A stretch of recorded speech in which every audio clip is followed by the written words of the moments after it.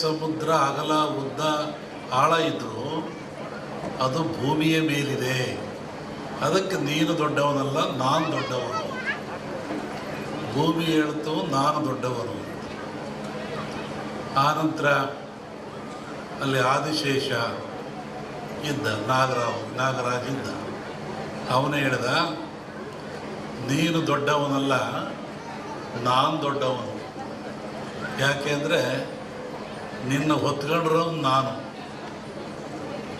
ಆದಿಶೇಷನ ತಲೆಯ ಮೇಲಿದೆ ಭೂಮಿ ಅಂತಾರೆ. ನೀನಂಗೆ ದೊಡ್ಡವನಾಗ್ತೀಯ?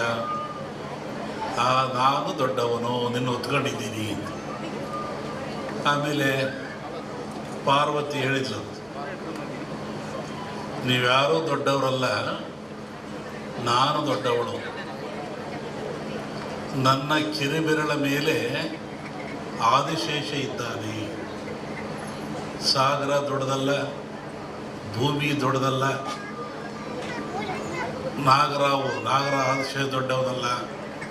ಇಲ್ಲಿ ಪಾರ್ವತಿ ನನ್ನ ಕಿರುಬಳ ಮೇಲಿದ್ದಾನೆ ಆದಿಶೇಷ, ಅದಕ್ಕೆ ನಾನು ದೊಡ್ಡವಳು. ಅದಕ್ಕೆ ಹೇಳ್ದ ಪರಮಾತ್ಮ, ನೀನು ದೊಡ್ಡವಳಲ್ಲ, ನಾನು ದೊಡ್ಡವನು. ಯಾಕೆ?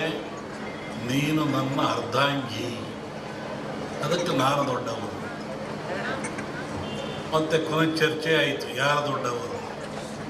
ಯಾರು ದೊಡ್ಡವರು ಅಂತಂದರೆ, ಪರಮಾತ್ಮ ಎಲ್ಲಿದ್ದಾನೆ? ಭಜಿಸುವಂಥ ಭಕ್ತರ, ಧ್ಯಾನ ಮಾಡುವಂಥ ಭಕ್ತರ, ಪೂಜಿಸುವಂಥ ಭಕ್ತರ, ನೆಲೆಸ್ತಕ್ಕಂಥ ಭಕ್ತರ ಮನದ ತುದಿಯಲ್ಲಿ ಅಡಗಿಪ್ಪ. ಇಲ್ಲಿ ಯಾರು ದೊಡ್ಡವರಾದರೂ? ಭಕ್ತರೇ ದೊಡ್ಡವರಾದರು.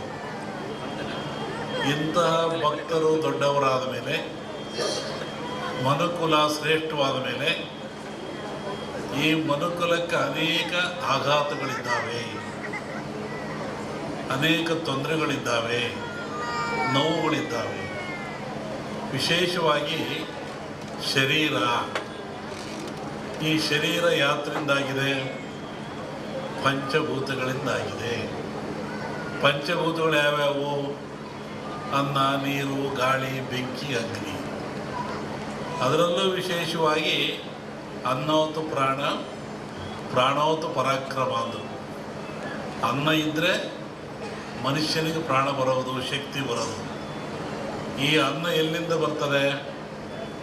ಯಾವ ಕಾರ್ಖಾನೆಯಲ್ಲೂ ತಯಾರಾಗಲ್ಲ, ಯಾವ ವಿಜ್ಞಾನಿಯೂ ತಯಾರು ಮಾಡಲ್ಲ. ಇದೆಲ್ಲಿಂದ ಬರ್ತದೆ? ಭೂಮಿಯ ಮೇಲೆ ರೈತ ಬೆಳೀತಾನೆ.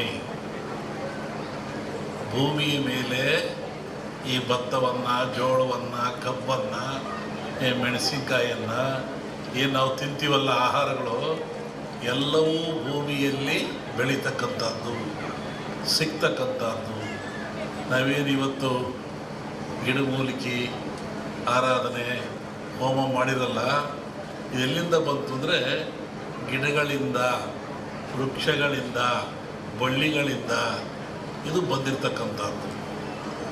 ಅಂದಮೇಲೆ ಈ ಧನ್ವಂತರಿ ಯಾಗ, ಧನ್ವಂತರಿ ಹೋಮ ಇವೆಲ್ಲವೂ ಸಹಿತ ಮನುಷ್ಯನ ಉದ್ಧಾರಕ್ಕಾಗಿ, ದೇಹದ ಏಳಿಗೆಗಾಗಿ ಸದೃಢವಾಗಿರಬೇಕು. ಮನುಷ್ಯ ಶಕ್ತಿಯುತವಾಗಿರಬೇಕು, ಸದೃಢವಾಗಿರಬೇಕು, ಚಿಂತನ ರಹಿತನಾಗಿರಬೇಕು, ಯೋಗ್ಯವಾದ ಮನಸ್ಸುಳ್ಳವನಾಗಿರಬೇಕು. ಇದಕ್ಕಾಗಿ ಇವೆಲ್ಲವೂ ನಮಗೆ ಬೇಕು. ಇದನ್ನು ಕೊಟ್ಟವರು ಯಾರು?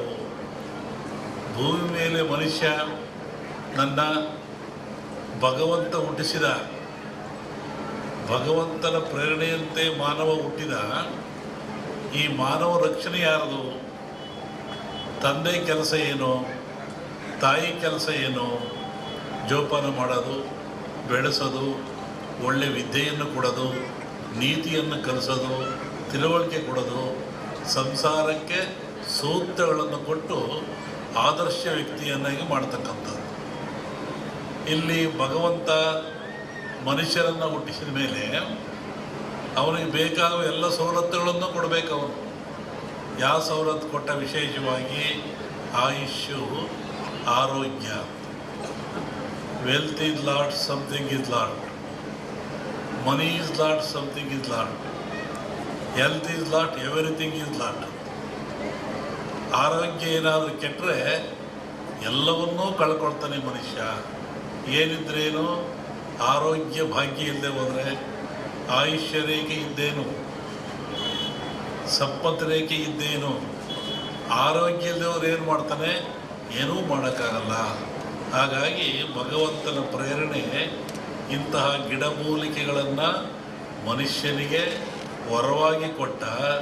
ಇದನ್ನು ತಿಂದು ನೀನು ಉಪಯೋಗ ಮಾಡಿಕೊಂಡು ಸದೃಢವಾಗಿ ಬಾಳು, ಆರೋಗ್ಯವಂತನಾಗಿ ಬಾಳು, ಭೂಮಿಯ ಮೇಲೆ ಸದಾಕಾಲ ಎಂದು ಒಳ್ಳೆಯದನ್ನು ಮಾಡು ಅಂತೇಳಿ ಇಂತಹ ಗಿಡಮೂಲಿಕೆಗಳನ್ನು ಕೊಟ್ಟ ಭಗವಂತ. ಇದು ಇವುಗಳ ಹಿಂದೆ ಹೋಗ್ತದೆ. ಸಮುದ್ರ ಮಥನಾಯಿತು, ಇಲ್ಲಿ ಬರೆದಿದ್ದೀರಾ, ಸಮುದ್ರ ಮಥನಾಯಿತು. ಸಮುದ್ರ ಮತ ರಾಕ್ಷಸರು ದೇವತೆಗಳು ಆದೇಶ ಕಟ್ಟಿ ಎಳೆದರು. ಎಲ್ಲ ಬಂತು, ಲಕ್ಷ್ಮಿ ಬಂತು, ಐರಾವತ ಬಂತು, ಕನಕಾದಿಗಳು ಬಂದು, ವಿಷ ಬಂತು. ಎಲ್ಲರೂ ಹಂಚ್ಕೊಂಡ್ರು. ವಿಷವನ್ನು ಯಾರು ಹಂಚ್ಕೊಳ್ಳಿಲ್ಲ. ಆವಾಗ ಪರಮಾತ್ಮ ಕುಡ್ದ. ಆವಾಗ ಅವನಿಗೆ ಯೋಚನೆ ಆಯಿತು, ಸಕಲ ಸಂಪತ್ತೆಲ್ಲ ಕೊಟ್ಟುಬಿಟ್ಟೆ ನಾನು, ಸಮುದ್ರದಲ್ಲಿ ವಿಷವೂ ಬಂದುಬಿಡ್ತು, ಇದನ್ನು ನಾನು ಕುಡಿದೆ, ಇದರಿಂದ ಪಾರಾಗದೆ ಹೇಗೆ? ಬಹುಶಃ ಈ ವಿಷ ಈ ಜನರ ಮೇಲೆ ಹೋದರೆ ಏನಾಗ್ತಿತ್ತು? ಕಾರ್ಕೋಟ ವಿಷ. ಅದಕ್ಕೆ ಯೋಚನೆ ಮಾಡಿ ಈ ಧನ್ವಂತರಿಯನ್ನೂ ಕೊಟ್ಟ. ಈ ಧನ್ವಂತರಿ ಎಲ್ಲಿಂದ ಬಂತು ಅಂದರೆ ಸಮುದ್ರದಿಂದ, ನೀರಿನಿಂದ, ಸಾಗರದಿಂದ ಬಂತು. ಇದು ಆ ಒಂದು ದೇವತೆಯ ರೂಪದಲ್ಲಿ ಬಂತು. ನಮ್ಮಲ್ಲಿ ಕೇಳಲಿಕ್ಕೆ ಮುರಳಿ, ಕಾಮತ್ತು ಎಲ್ಲ ಬಂದಿದ್ದರು ಈ ವಿಚಾರವಾಗಿ. ಕೆಲವು ಸೂಚನೆಗಳನ್ನು ಹೇಳಿದ್ವಿ ನಾವು. ನೀವು ಯಾಗ ಮಾಡುವಂಥ ಜಾಗದಲ್ಲಿ ವೃಕ್ಷ ಇರಬೇಕು, ಅಲ್ಲಿ ಒಂದು ಹುತ್ತ ಇರಬೇಕು, ಅಲ್ಲಿ ಒಂದು ಎಕ್ಕದ ಗಿಡ ಇರಬೇಕು, ಮತ್ತು ಸಮುದ್ರ ಪೂಜೆಯನ್ನು ಮಾಡಬೇಕು. ಯಾಕೆಂದರೆ ಮೂಲ ಸಮುದ್ರವೇ ಮೂಲ. ಇದಕ್ಕೆ ಗಿಡ, ವೃಕ್ಷ, ಬಳ್ಳಿ ಇದಕ್ಕೆಲ್ಲ ಸಮುದ್ರವೇ ಮೂಲ. ಅಲ್ಲಿಂದ ತರಬೇಕು.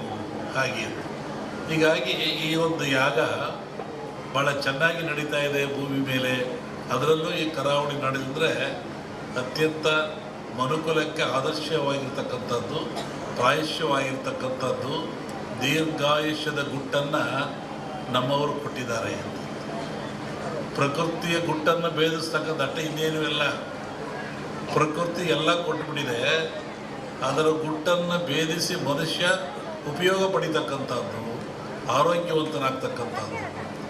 ಹೋಮಗಳಂದರೆ ಏನು?